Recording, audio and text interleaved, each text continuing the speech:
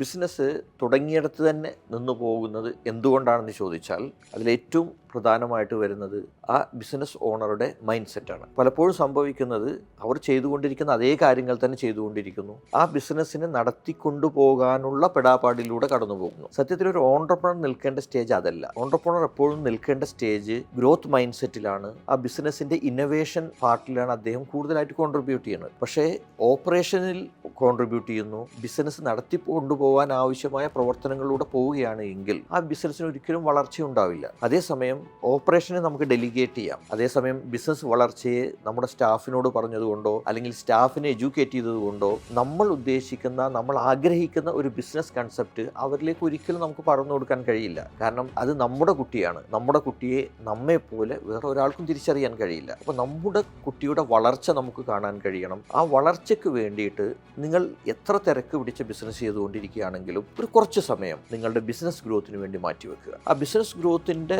മാറ്റിവെക്കുക എന്ന് പറയുന്നത് അതിൻ്റെ ഏറ്റവും പ്രധാനപ്പെട്ട ഒരു ഘടകം നിങ്ങളുടെ വളർച്ചയ്ക്ക് മാറ്റിവെക്കുക എന്നതുകൂടിയുണ്ട്. നിങ്ങൾ വളരുമ്പോൾ നിങ്ങളുടെ ബിസിനസ്സും വളർന്നുകൊണ്ടിരിക്കും.